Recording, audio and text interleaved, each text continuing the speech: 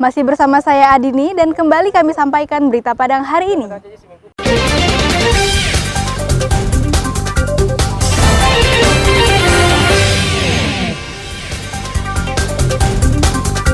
Polisi di Solok Selatan menangkap seorang ayah yang tega cabuli anak tirinya.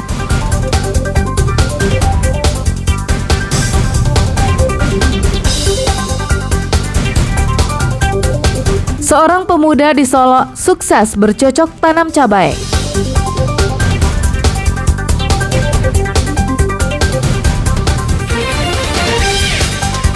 Jelang bulan Agustus, banyak pemuda berbusana aneh meminta sumbangan di tengah jalan.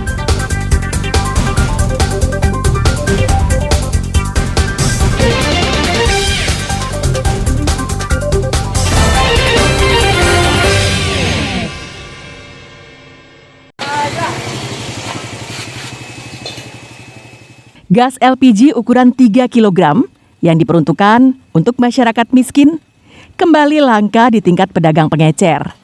Bahkan saat ini harga mencapai Rp25.000 per tabung. Seperti terlihat di kawasan Bungo Pasang, Kecamatan Koto Tangah, Kamis siang. Mahalnya harga jual di tingkat pedagang pengecer karena pasokan dari agen penjualan juga jarang dan harganya pun mahal. Alhasil, berimbas terhadap harga jual kepada masyarakat. Menurut pedagang pengecer, biasanya harga jual paling tinggi Rp21.000 per tabung. Namun saat ini di tingkat agen pun harganya mencapai Rp23.000 per tabung dan mendapatkannya susah karena dibatasi.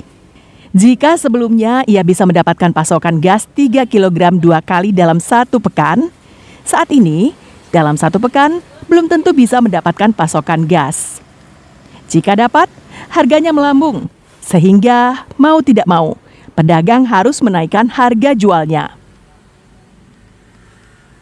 Udah sebulan ini nih. Udah sebulan? Ya. Terakhir Ibu jual harganya berapa itu, Bu? Terakhir 25. 25. Kalau harga standarnya berapa, Bu? 21. 21. Ya. Ini penyebab gas mahal ini apa nih, Bu? Ya ada langka ini lah. Langka ya, Bu ya? Ya. Harapan Ibu sebagai pedagang? Ya supaya harganya normal lah gitu, biar cepat lancar jalannya. Orang pun cukup untuk kebutuhannya. Sementara itu, salah seorang konsumen mengatakan ia telah mencari gas tidak hanya di lingkungan tempat tinggalnya, namun hingga berjarak 3 km dari tempat ia berdagang makanan. Saya nyari sampai ke daerah Tunggul Hitam, Marening, Cendrawasih, Lubuk Buaya. Harga gas saya beli sekarang itu 25 ribuan. Jadi saya berharap dengan ini mungkin sebagai masyarakat itu sangat terlalu mahal. Jadi bagaimana dari pihak pemerintah dalam hal ini bisa menormalkan kembali harga gas seperti yang sebelumnya. Ya, harapannya ke depannya bisa lebih murah lagi dan bisa dapat gimana murah ambil gasnya. Sekarang belinya berapa? Sekarang 24.000. Kemarin 19.000 sampai 20-an. Berarti terbebani juga ya sebagai pedagang ya? Biasanya dalam seminggu habis berapa tabung? Seminggu kadang 2 juga, Pak. 2 tabung ya? 2 tabung. Masyarakat berharap Pertamina peka terhadap kelangkaan gas 3 kg ini dan segera memasok pasar dengan tabung gas 3 kg agar harga kembali normal seperti sebelumnya. Robiham melaporkan dari Padang.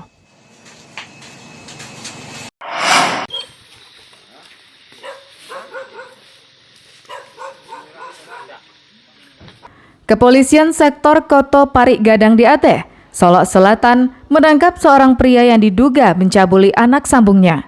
Pelaku ditangkap di rumahnya tanpa perlawanan. RD yang berusia 42 tahun ini hanya bisa pasrah saat tim Reskrim Polsek Koto Parik Gadang di Aceh menangkapnya. RD ditangkap atas laporan dari ayah kandung korban. Ia diduga telah mencabuli anak tirinya yang masih berusia 13 tahun. Pelaku baru menikahi ibu korban selama 7 bulan. Kasus ini terungkap Berdasarkan cerita korban kepada ayah kandungnya, RD telah berulang kali melakukan perbuatan asusila itu. Bahkan aksi bejatnya dilakukan sampai 3 kali dalam sehari di rumah korban. Dapat kami laporkan itu bermula dari adanya laporan polisi orang tua kandung dari korban adanya indikasi perbuatan cabul. Makanya kita gerak cepat untuk menindaklanjuti, kumpulkan barang bukti, pemanggilan saksi, dan hari ini kita lakukan penjemputan.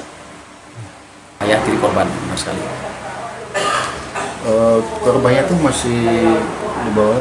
Nah, dapat kita sampaikan korbannya usianya masih 13 tahun. Polisi juga telah melakukan visum terhadap korban, serta menyita sejumlah barang bukti seperti pakaian korban untuk kepentingan pemeriksaan. Pelaku sudah ditetapkan sebagai tersangka dan terancam hukuman maksimal 12 tahun penjara. Arset Kusnadi melaporkan dari Solo Selatan.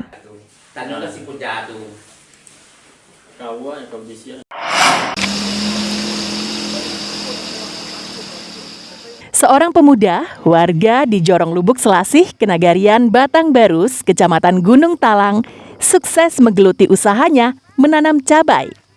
Dari lahan seluas 3 hektar yang telah ditanami cabai merah ini, Tony Devisa yang berusia 29 tahun bisa mendapatkan hasil panen lebih kurang 3 ton per pekan dengan nominal bisa puluhan hingga ratusan juta rupiah, tergantung harga cabai saat itu. Tony Devisa tertarik menggeluti dunia pertanian karena kondisi geografis daerahnya yang memang cocok untuk pertanian. Apalagi seluruh anggota keluarganya juga menggeluti bidang pertanian. Lahan yang telah ditanaminya dengan cabai saat ini seluas 3 hektar dan menghasilkan hingga setengah ton cabai setiap hari. Ditanami kita full di sini itu penanaman cabai, Pak. Kurang lebih di sini kita nanamnya itu 3 hektar. Kalau hasil per hari 450 sampai 500 kilo per hari, Pak. Jadi kalau per minggu itu rata-ratanya 3 ton sampai 3,5. Ya karena di daerah saya itu adalah daerah pertanian. Jadi basic di keluarga semuanya pertanian. Rata-rata per minggunya itu kalau patokan sekarang itu 40 ribuan, Pak. Kalau sejauh ini kendalanya itu cuaca sih, Pak. Sementara itu, untuk memanen cabainya, Tony melibatkan 35 warga setempat dengan waktu kerja mulai dari pukul 8 hingga pukul 4 sore. Setiap pekerjanya bisa memanen cabai 20 hingga 30 kg dalam satu harinya. Mantap. Panen cabainya perkiraannya 500 kilo. 500 kilo. Kilo dalam satu hari? Iya, sekarang ini sekitar 500-an. Sekitar 500-an kilo. Iya. Untuk saat ini, sampai saat ini? Iya. Mulai kerjanya sampai kapan? Dari kapan, Bu? Oh, dari jam 8 pagi sampai jam 4 sore. Sampai jam 4 sore? Iya. Itu rata-rata kalau Ibu sendiri bisa mendapatkan hasil panen berapa kilo? Oh, kalau kita sendiri-sendiri ya 30 kilo satu hari. Kendala yang dialami dalam bercocok tanam cabai ini adalah cuaca. Jika curah hujan tinggi, maka hasil panen pun berkurang drastis hingga mencapai 1 ton saja per pekan. Tony berharap generasi muda di Solo menggeluti dunia pertanian ini karena menurutnya sangat menjanjikan bagi ketahanan ekonomi keluarga. Bagaimana? Anda tertarik mencobanya? Garnadi melaporkan dari Solo.